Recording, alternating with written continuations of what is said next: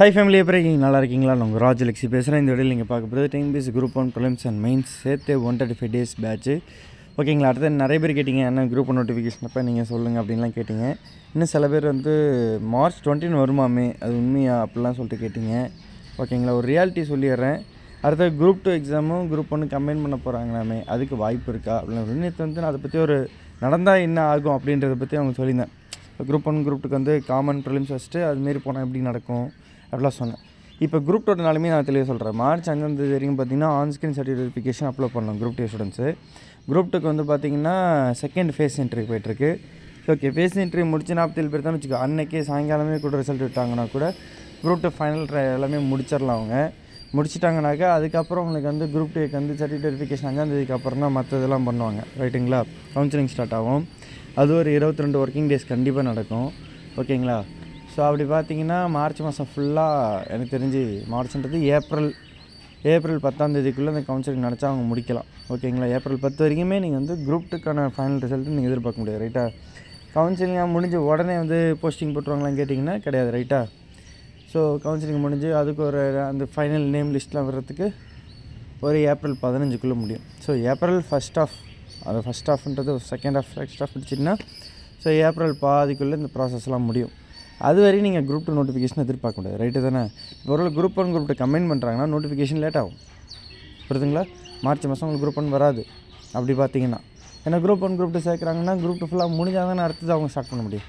இதில் இன்னொரு கொடுமை என்னென்னா, இன்னும் உங்களுக்கு குரூப் 1க்கு அந்த மெயின்ஸ் ரிசல்ட்டே வரல.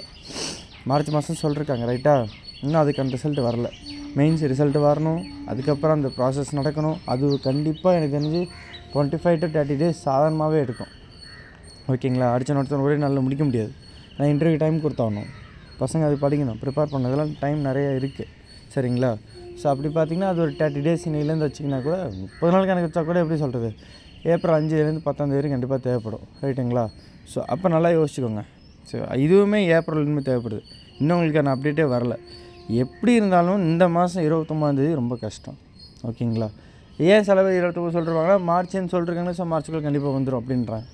அது எப்போ 29 வரும்னா, ஒரு வேளை இந்த ஒரு 6 8 10 இது கொடுத்து ரிசல்ட்டை கொடுத்து வேகமாக பண்ணி இன்டர்வியூ சீக்கிரம் முடித்து ரிசல்ட்டை டக்குன்னு போட்டு, ஓகேங்களா, அப்படிலாம் பண்ணாங்கன்னா 29 வரலாம். ஓகேங்களா? அது பண்ணுவாங்களா டிஎன்பிஎஸ்சின்றது நீங்கள் கொஞ்சம் யோசிச்சுக்கோங்க இப்போ இருக்க சுச்சுவேஷனுக்கு. ஓகேங்களா? ஏன்னா அவங்களே நிறைய கன்ஃபியூஷனில் இருக்காங்க, சேர்க்கலாமா வேணாமான் இருக்கப்போ அவங்க இதை பற்றி யோசிச்சிருக்க மாட்டாங்க. ரைட்டா? ஸோ அது ஒரு ப்ராப்ளம் இருக்குது. ஓகே, பட் இதில் என்ன நீங்கள் பண்ணணும், இந்த டைம் நீங்கள் எப்படி எதுவும் கொண்டு போகணும் பார்த்தீங்கன்னா, குரூப் 1 இருக்கட்டும் குரூப் 2 இருக்கட்டும் கிட்டத்தட்ட காமன் சிலபஸ் தான். ரைட்டா? ப்ரிலிம்ஸில் ஜென்ரல் தமிழ் வரும், ஜென்ரல் இங்கிலீஷ் வரும். இப்போ பழைய பேட்டர்னில் ஒரு வேளை மாற்றுறாங்கன்னா உங்களுக்கு ஜென்ரல் தமிழ் ஜென்ரல் இங்கிலீஷ் எடுத்துகிட்டு GS 175 + 25 குரூப் 1 ஃபார்மேட்டு கொண்டு வராங்க. அப்போ நீங்கள் குரூப் 1 எக்ஸாமுக்கு இப்போதைக்கு நீங்கள் ஒழுங்காக உட்காந்து டார்கெட் பண்ணிங்கனாலே குரூப் 2க்கு ஒரு வழியில் படித்த மாதிரி தான். ஓகேங்களா? இல்லை நான் குரூப் 2 டேக்கு அந்த பழைய ஃபார்மேட்டில் நான் படிக்கிறேன், சேஃப் ஜோனில் இருக்கேன் அப்படின்னா நீங்கள் அதுவும் படிக்கலாம், தப்பு கிடையாது. ஏன்னா அதுக்கு இன்னும் உங்களுக்கு வந்து உத்தரவாதம் கிடைக்கல. ரைட்டா? நான் சொல்கிறது ஒரு விஷயம் தான், படிங்க, டைம் வேஸ்ட் பண்ணாதீங்க. காலைல வந்து ஒரு 3 மணிலேருந்து 6 மணிக்குள்ளே ஏஞ்சிட்டிங்கன்னா இந்த டைமுக்குள்ளே ஒரு வேக்கப் டைம்னு வச்சுக்கோங்க. சில பேர்லாம் காலைல 4 மணிலேருந்து 6 மணி வரைக்கும் படிக்கிறவங்களா இருக்கீங்க, சில பேர் 3லேருந்து 6 மணி படிக்கிறவங்களா இருக்கீங்க. நான் நம்ம ஸ்டூடெண்ட்ஸ் நம்மள்ட்ட பேசின சர்க்கிளில் நான் சொல்கிறேன். சரிங்களா? காலையில் டைம் அதிகமாக யூட்டிலைஸ் பண்ணிக்கோங்க, டைம் வேஸ்ட் பண்ணாதீங்க. மோட்டிவேஷன்றது உங்கள்கிட்ட இருக்கிறது தான், மற்றவங்கள்ட்ட பெருசாக வர்றதுக்கு வாய்ப்பே இல்லை. ஓகேங்களா? பட் இருந்தாலும் மைண்டை எதில் வைக்கிறோன்றது முக்கியம். நடுநாளில் டிஸ்ட்ராக்ட் ஆவீங்க, நடுநாளில் கஷ்டப்படுவீங்க, நடுநாளில் அழுவீங்க, அதெல்லாம் யோசிக்காதீங்க. அந்தமாரி யோசிக்கிற டைமில் உட்காந்து 2 கொஸ்டின் படிச்சிடலாம். ஃபஸ்ட்டு படிங்க, சிலபஸை முடிங்க. மற்றவங்கள பார்த்து கம்பேர் பண்ணி பயப்படாதீங்க. ஐயோ அவன் இவ்வளோ படிச்சிட்டான், நம்ம இவ்வளோ படிக்கல, அந்த பொண்ணு அவ்வளோ படிச்சிட்டான், நம்ம படிக்கல, அப்படிலாம் யோசிக்கக்கூடாது. ஃப்ரெண்ட்ஸ் சர்க்கிளில் அது ஹெல்த்தியாக வச்சுக்கோங்க. அது காம்படிஷன் போட்டின்னு சொல்லிட்டு இங்கேயே போட்டி பண்ண வேலைக்கு ஆகாது. காம்படிஷன் இருக்கணும், அது வந்து ஒரு பயமுறுத்துகிற மாதிரி இருக்கக்கூடாது, நம்மளை பேனிக் பண்ணுற மாதிரியே இருக்கக்கூடாது எதுவுமே. ஓகேங்களா? நாம் பெஸ்ட்டுன்றது நம்ம நம்பினா தான் நமக்கு அது நடக்கும். ரைட்டுங்களா? நீங்கள் டெப்டி கலெக்டர் நீங்கள் ஃபீல் பண்ணணும், நீங்கள் முனிசிபல் கமிஷனர் நீங்கள் ஃபீல் பண்ணணும், நீங்கள் ஒரு சப் ரிஜிஸ்டர் சொல்லிட்டு நீங்கள் ஃபீல் பண்ணால் தான் அதை ஃபீல் பண்ணி ஏதாச்சும் ஒரு டார்கெட் வச்சுக்கோங்க. இந்த பொசிஷனுக்கு வேணும், இதுக்கு நான் உழைக்கிறேன் அப்படின்னு மனசில் நினச்சிக்கிட்டு நீங்கள் அந்த ஆஃபீஸராகவே படிங்களேன். அப்போ உங்கள் ஹேபிட் மாறும், உங்கள் கேரக்டர் சேஞ்ச் ஆகும், அந்த ஆட்டிடியூடே வித்தியாசமாக இருக்கும், உங்களோட மனப்பான்மையும் வித்தியாசமாக இருக்கும். ஒருத்தவங்கள பேசுகிறதுலேருந்து பழகிறதுலேருந்து மாறிடுவீங்க. அதுதான் உங்களை எக்ஸாமில் பாஸ் பண்ண வைக்கும்.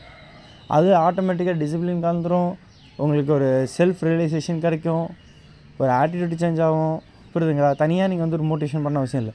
மோட்டிவேஷன்றது என்ன பொறுத்தவரை இதுதான். நீங்கள் இந்தமாரி பண்ணிங்கன்னா ஆட்டோமேட்டிக்காக எல்லாமே சேஞ்ச் வராது. ஓகேங்களா? காலையில் எந்திரிக்கவே முடியலன்றவங்க ஆட்டோமேட்டிக்காக எந்திரிப்பீங்க. பச்சையில் குளித்தது இல்லைன்றவங்களும் பச்சையில் குளிப்பீங்க. ஆட்டோமேட்டிக் ரீஜெனரேட் ஆகும், பக்காவாக இருப்பீங்க. அந்தமாரி மாறும் மனசு எல்லாமே. ஸோ பிளான் பண்ணி படிங்க. உங்களுக்கு தேவையான கண்டென்ட் கொடுத்து எக்ஸாமுக்கு எது கம்மியான கண்டென்ட் அதை கொடுத்து படிக்க வச்சு பாஸ் பண்ணுறதுக்கு நான் இருக்கேன்.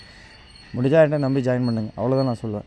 ஏன்னா நம்ம யார்கிட்ட போய் கெஞ்ச போகிறதில்ல. இப்போ கண்டென்ட் என்கிட்ட இருக்குது, நான் கொடுத்த கொஷின்ஸ் இவ்வளோ வந்திருக்கு, இதுக்கு மேலே நான் என்ன பண்ண முடியும்? நீங்கள் அதை படிச்சுருந்தா நீங்கள் பாஸ் ஆக முடியும், படிக்கலாம் ஃபெயில் தான் ஆக முடியும். இல்லை நீங்கள் வேறு ஒரு படித்து அதை ஃபாலோ பண்ணுறீங்க சந்தோஷம், ஆனால் ஃபெயில் ஆகிட்டிங்கன்னா அதுக்கு நான் அது பொறுப்பு இல்லை. தயவு செஞ்சு டைம் வேஸ்ட் பண்ணாமல் படிங்கன்னு தான் நான் சொல்லுவேன். என்கிட்ட ஜாயின் பண்ணாமல் தான் நீங்கள் பாஸ் ஆகுன்னு நான் சொல்லுவேன். நிறைய பேர் ஜாயின் பண்ணி படிக்கிறவங்க இருக்கீங்க, ஓனாக படிக்கிறவங்க இருக்கீங்க. ஆனால் யார் கரெக்டாக படிக்கிறீங்களோ அவங்க தான் பாஸ் ஆவீங்க. நடுவில் எங்கே டிஸ்ட்ராக்ட் ஆகிறீங்கன்னா தயவுசெய்து மாரி பண்ணாதீங்கன்னு தான் நான் சொல்லுவேன். என்கிட்ட ஜாயின் பண்ணிங்கன்னா முடிஞ்சது டிஸ்ட்ராக்ட் ஆகாமல் படிக்கிறதுக்கு வாய்ப்பு அதிகம் உங்களுக்கு. ரைட்டுங்களா? தேவையான மட்டும் தான் படிக்க போகிறீங்க, தேவையில்லாதெல்லாம் படிக்கவே மாட்டீங்க. ஓகேவா? ஸோ 3 lakh கேஷ் ப்ரைஸ் சொல்லிருக்கேன். குரூப் 1 எக்ஸாமில் கிளியர் பண்ணுறதுக்கு 1.5 லட்ச ரூபாயும், குரூப் 2ல் கிளியர் பண்ணுறதுக்கு 1 லட்ச ரூபாயும், குரூப் 4ல் கிளியர் பண்ணுறவங்களுக்கு 50,000 சொல்லியிருக்கேன். கண்டிப்பாக கொடுப்பேன். இப்போ ஆல்ரெடி முடிஞ்சதுக்கே குரூப் 2க்கு வந்து 1 lakhம், குரூப் 1க்கு வந்து 1 lakh சொல்லியிருக்கேன். அந்த ரிசல்ட்ஸ்லாம் முடிஞ்சு ஃபைனலாக போஸ்டிங் இருப்போம், அதுக்கான ப்ரைஸ் நான் கண்டிப்பாக கொடுப்பேன். சரிங்களா? ஸோ கோர்ஸ் ஜாயின் பண்ண பார்த்தீங்கன்னா 9600819370 வாட்ஸ்அப்பில் மெசேஜ் பண்ணுங்கள். Group 1 course 5,999 rupees, group 2 course 5,999 rupees, group 4 course 1,999 rupees.